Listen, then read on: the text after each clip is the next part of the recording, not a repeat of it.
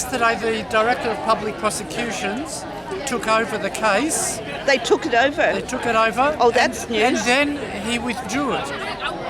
Dropped the case. On grounds of diplomatic immunity? Well, I don't know what the grounds are, I'm afraid. I think we go in there to find out and give them a piece of our mind. But as Robbie said, they want to take it to the International Criminal Court.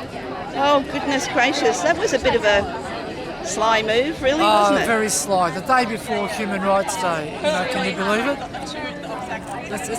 It just shows the contempt that they have for human rights and for people like Robbie who are sincere and wanting to raise the case, a legitimate case. If they have legitimate reasons... There are statutes here. Yeah. So it's really quite appalling, and my heart bleeds for people like Robbie who put so much work, time, effort into things like this and are treated so badly.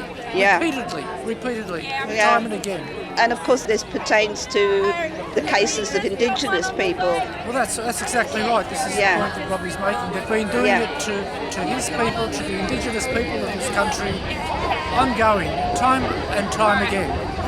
So the very first protest in Sydney on October 9th last year, the very first speaker was an Indigenous man. Yeah, there you go. And who drew parallels between what happened to Indigenous people here and what is happening to Indigenous people in Palestine.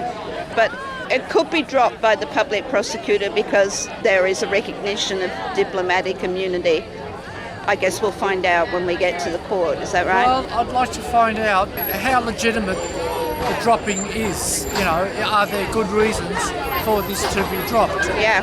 It's a test case. Yeah. Okay, so, But Israel did put in a request for diplomatic immunity for Mark Regev. Yeah. Mark Regev had a barrister at the first hearing here, and that barrister said to the magistrate that Israel has sent a diplomatic note to Australia asking them to tell the DPP to drop the case. Yes. So CDPP is Commonwealth Direction. Commonwealth DPP. Direction of Public Prosecutions. So I guess that's the way it's gone. And that's... It is. But there may be grounds for appeal on the other side as well. Yeah, look, I can't say now. We'll find out about the grounds of appeal. All right. Well, let's head down there. Yeah, let's go.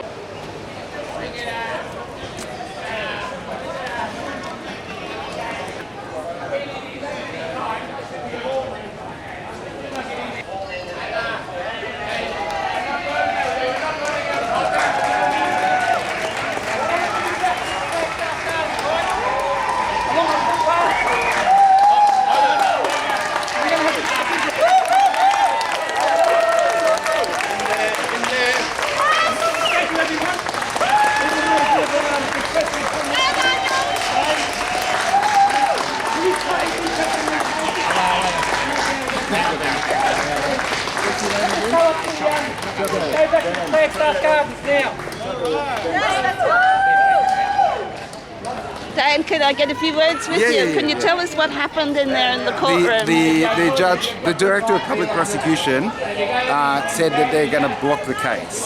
And the judge said that he hasn't got any power to do anything about it. And he said that he's not making a judgment about the merits of the case. He doesn't know, he said he's not here to argue that.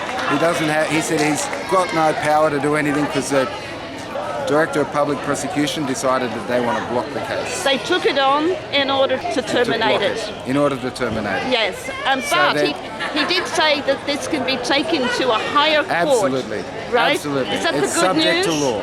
That's the good news. And if you think about it, the domestic jurisdiction is exhausted. Yeah. And therefore the ICC can look at the case. Oh, so that's the higher court. That's one of the higher courts. So there's not a higher court in this is the Magistrates Court. The High Court can overturn the Director of Public Prosecution decision. Aha. and the ICC can take an action against Mark Regev. So do you intend to take it to both? Yes, Right. So we could get some action in Australia, in fact. absolutely. Yes. Absolutely. Where was Uncle Mark? Robbie also wants to go straight to the High Court and to the International Court. Yes. Where was Mark Regev today? Oh, he didn't show up because they would have no doubt received advice from the Director of Public Prosecution that they were going to protect him. So therefore, they didn't show. Only the DPP showed today. So I heard that a diplomatic note had been sent by Israel in order to request a diplomatic immunity. Is that right? Yes. Yep. To request that they stop it, and that's what happened. Yep. But my understanding is that some of these crimes, alleged crimes, were committed after he ceased to be the spokesperson of That is true as well. Benjamin Netanyahu. That is true as well. He's advocated for the same policies, the same practices, and that's continuing even after he's been ended his appointment as the spokesman and the advisor. This man is the architect of genocide. Right. He worked out in the public what could be said, what had to be done, what could be got away with, what had to be lied about. Yes. And he gave that direct advice in the public, Yes. in front of us all. Yes. He was directly communicating with Netanyahu and Yoav Gallant to enforce the genocide.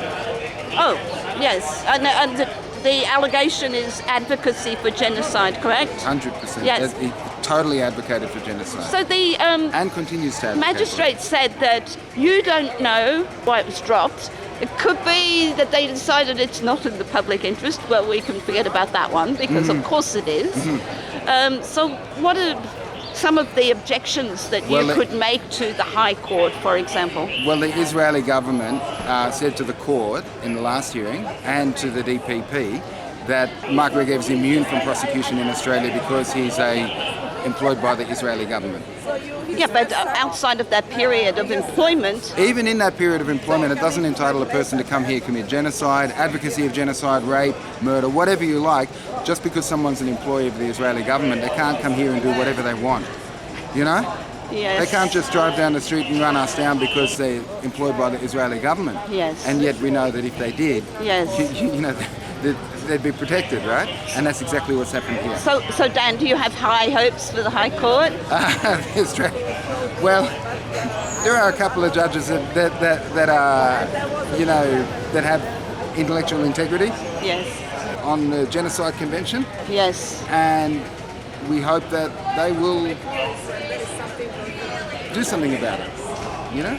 So Yes, well, we were quite surprised at the almost unanimous decision in the International Court of Justice, for Absolutely. example. Yeah, that was a Absolutely. surprise, wasn't it? Yeah. People thought it would be about like 50-50 and no.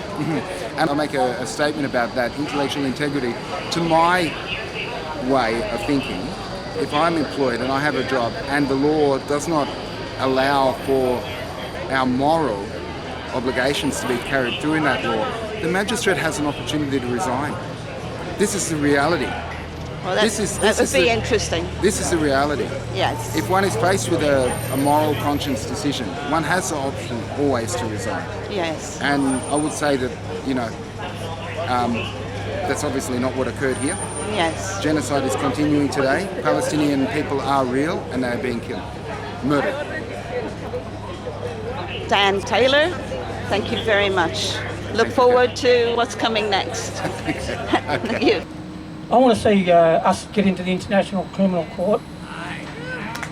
You know, and where, you know, like where has the United Nations been for Aboriginal people in the past?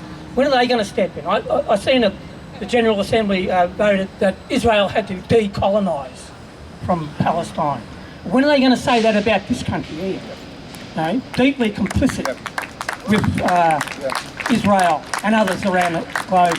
And they're using our country, resource rich, has things like uranium, which they share to their mates around the world. So it's very important that we clean up our own backyard in terms of the issue of genocide. And if everybody around the world did that, clean up our own backyards, because we've got gun runners here. Where I live, there's about 4 or 5 of them. British Arms Exports, Raytheon, what's another one of them? Their names. They're down there in Richmond. They're all over the place here in Melbourne. You know, providing military and economic support for the regime over there in Israel. So start taking them to task and making them accountable, and making sure we're not made complicit in the crime as well.